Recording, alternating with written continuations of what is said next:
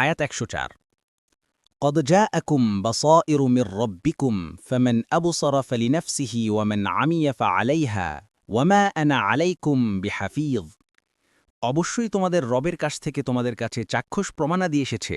অতবার কেউ চক্ষুষ্মান হলে সেটা দ্বারা সে নিজেই লাভবান হবে, আর কেউ অন্ধ সাজলে তাতে সে নিজেই ক্ষতিগ্রস্ত হবে।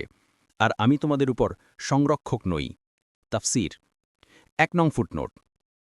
এ আয়াতের বা সঈর শব্দ কি? বসীরা এর বহুবচন। এর অর্থ বুদ্ধি ও জ্ঞান, অর্থাৎ যে শক্তি দ্বারা মানুষ অতীন্দ্রিয় বিষয় সম্পর্কে জ্ঞান লাভ করে। আয়াতে বসঈর বলে ওইসব যুক্তি প্রমাণাদি ও উপায়াদিকে বোঝানো হয়েছে যেগুলো দ্বারা মানুষ সত্য ও বাস্তব রূপকে জানতে পারে। আয়াতের অর্থ এই যে আল্লাহ তাআলার পক্ষ থেকে তোমাদের কাছে সত্য দর্শনের উপায় উপকরণ পৌঁছে গেছে। আল মানার অর্থাৎ কোরআন, রাসূলুল্লাহ সাল্লাল্লাহু আলাইহি ওয়াসাল্লাম ও বিভিন্ন মুজিজা আগমন করেছে ইবনে কাসির। তাছাড়া তোমরা রাসূলের চরিত্র, কর্মকাণ্ড ও শিক্ষা প্রত্যক্ষ করছ। এগুলোই হচ্ছে সত্য দর্শনের উপায়। অতএব যে ব্যক্তি এসব উপায় ব্যবহার করে চক্ষুষ্মান হয়ে যায় সে নিজেরই উপকার সাধন করে। পক্ষান্তরে যে ব্যক্তি এসব উপায় পরিত্যাগ করে সত্য সম্পর্কে অন্ধ হয়ে থাকে সে নিজেরই ক্ষতিগ্রস্ত হয়। আল মানার আইসারুত তাফসির মুআসসার ২ নং ফুটনোটের বিবরণ।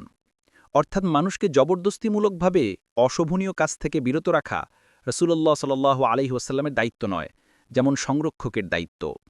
পৌঁছার পরও এটাই আহলে সুন্নাহ ওয়াল জামায়াতের আকীদা এবং বিশ্বাস। এর সপক্ষে দলিল প্রমাণাদি অনেক, নিচে তার কিছু উল্লেখ করা হল। কোরআন থেকে আল্লাহ তাআলার বাণী, উজুহু ইয়াওমাইযিন নাযিরাহ ইলা রাব্বিহা নাযিরাহ। সেদিন কিছু চেহারা হবে সজীব ও প্রফুল্ল, তারা স্বীয় রবের দিকে দেখতে থাকবে। সূরা আল কিয়ামা ২২-২৩। আল্লাহ তাআলার কোরআনে অন্যত্র বলেছেন, কেল্লা ইন্নাহুম আর রব্বিহিম ইয়াওমাইযিল লামাহজুবুন। কাফেররা সেদিন স্বীয় রবের সাক্ষাৎ থেকে বঞ্চিত থাকবে। সূরা আল মুতাফফিফিন ১৫। এর দ্বারা কাফের এবং অবিশ্বাসীরা সেদিনও শাস্তি হিসেবে আল্লাহকে দেখার গৌরব থেকে বঞ্চিত থাকবে বলে ঘোষণা করা হয়েছে। এই আয়াতের দ্বারা এটা স্পষ্ট হল যে যারা ঈমানদার তাদের এ শাস্তি হবে না, অর্থাৎ তারা আল্লাহকে দেখতে পাবে।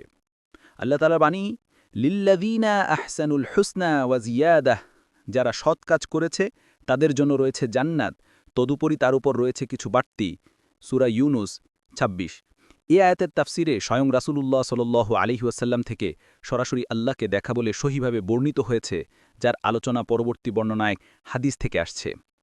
সহিহ হাদিস থেকে বিভিন্ন সহিহ হাদিসে ঈমানদারদের জন্য আল্লাহ তাআলাকে দেখার সুসংবাদ দেয়া হয়েছে। সে সমস্ত হাদিস মুতাওয়াতির পর্যায়ে পৌঁছেছে। ইমাম দারকুতনি এ সংক্রান্ত ২০টির মতো হাদিস বর্ণনা করেছেন। অনুরূপভাবে ইমাম আবুল কাসেম লালাকাই ৩০টির মতো হাদিস বর্ণনা করেছেন। নিচে এর কয়েকটি উল্লেখ করা হল। রাসূলুল্লাহ সাল্লাল্লাহু আলাইহি ওয়াসাল্লাম বলেন, জান্নাতীরা জান্নাতে প্রবেশ করার পর আল্লাহ বলবেন, তোমরা যেসব নেয়ামত প্রাপ্ত হয়েছ এগুলোর চাইতে বৃহৎ কোনো নেয়ামতের প্রয়োজন হলে বলো, আমি তাও দেব। জান্নাতীরা নিবেদন করবেন, ইয়া আল্লাহ, আপনি আমাদেরকে জাহান্নাম থেকে মুক্তি দিয়েছেন এবং জান্নাতে স্থান দিয়েছেন, এর চেয়ে বেশি আমরা কি চাইব? তখন মধ্যবর্তী পর্দা সরিয়ে নেওয়া হবে এবং সবার সাথে আল্লাহর সাক্ষাৎ হবে। এটাই হবে জান্নাতের সর্বশ্রেষ্ঠ নিয়ামত। সহিহ মুসলিম। জান্নাতীদের জন্য আল্লাহর সাক্ষাৎই হবে সর্ববৃহৎ নিয়ামত। অন্য এক হাদিসে আছে, রাসূলুল্লাহ সাল্লাল্লাহু আলাইহি ওয়াসাল্লাম এক চন্দ্রালোকিত রাতে সাহাবীদের সমবেবিহারে উপবিষ্ট ছিলেন। তিনি চাঁদের দিকে তাকিয়ে রাসূলুল্লাহ সাল্লাল্লাহু আলাইহি ওয়াসাল্লামের একমাত্র দায়িত্ব হচ্ছে আল্লাহর নির্দেশাবলী পৌঁছে দেয়া ও বুঝিয়ে দেয়া। এরপর স্বেচ্ছায় সেগুলো অনুসরণ করা না করা মানুষের দায়িত্ব। সাআদি।